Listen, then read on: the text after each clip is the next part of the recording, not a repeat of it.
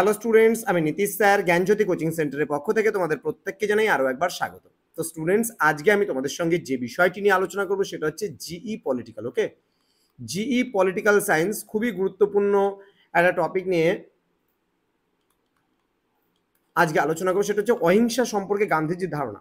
এটা কিন্তু ফিফথ সেমিস্টারে যারা স্টুডেন্ট রয়েছে প্রোগ্রাম কোর্সে তাদের জন্য, এবং থার্ড সেমিস্টারে যারা অনার্স কোর্সে রয়েছে তাদের জন্য। তো স্টুডেন্টস, দেরি না করে চলো ক্লাসটা শুরু করি। কিন্তু তার আগে তোমাদের বলবো, যারা এখনো চ্যানেলটিকে সাবস্ক্রাইব করেনি তারা অবশ্যই চ্যানেলটিকে সাবস্ক্রাইব করে পাশে থাকা বেল আইকন অল প্রেস করে রাখো, যাতে নেক্সট টাইম থেকে কোনো ভিডিও আপলোড করলে তার নোটিফিকেশন সবার আগে তোমার কাছে পৌঁছে যেতে পারে। এছাড়া অনলাইনে যদি আমাদের ক্লাস জয়েন করতে চাও তাহলে অবশ্যই যোগাযোগ করো আমাদের অফিসিয়াল নাম্বার 7076398606 নাম্বারে, অথবা 6295916282 নাম্বারে। তোমাদের টোটাল কোর্স ফি রয়েছে শুধুমাত্র 499 টাকা। ওকে, শুধুমাত্র 499 টাকা। এবার 499 টাকার বিনিময়ে তোমরা পেয়ে যাচ্ছ পুরো প্যাকেজিং কোর্সটা। তো চলো শুরু করছি ক্লাসটি। দেখো, অহিংসা সম্পর্কে গান্ধীজির কি ধারণা রয়েছে। গান্ধীজির ধর্ম, রাজনৈতিক চিন্তা, রাষ্ট্র সম্পর্কে ধারণা প্রভৃতির মধ্যে তার অহিংসার মূল কারণ কিন্তু নিহিত রয়েছে।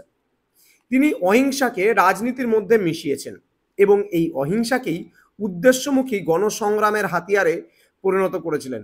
সত্যাগ্রহ আন্দোলনের মাধ্যমে তিনি অহিংসা নীতিকে সাম্রাজ্যবাদ বিরোধী সংগ্রাম এবং সামাজিক দাবির সঙ্গে কিন্তু তিনি যুক্ত করেছিলেন।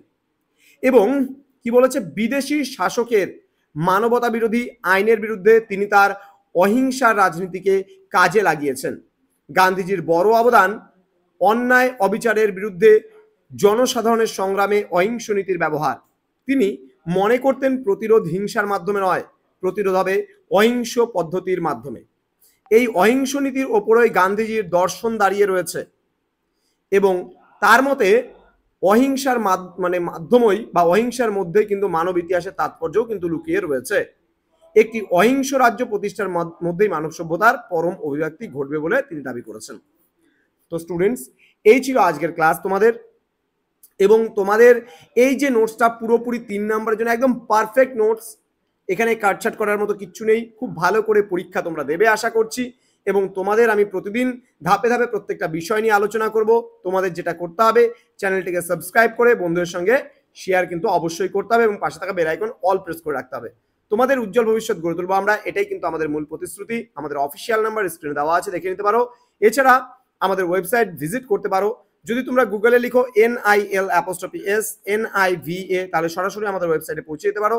আমাদের আরও একটা ওয়েবসাইট রয়েছে, যদি গুগলে গিয়ে সার্চ করো www.gyanjyoti GYANJYOTI.info লিখে যদি সার্চ করো সরাসরি আমাদের ওয়েবসাইট ভিজিট করতে পারবে।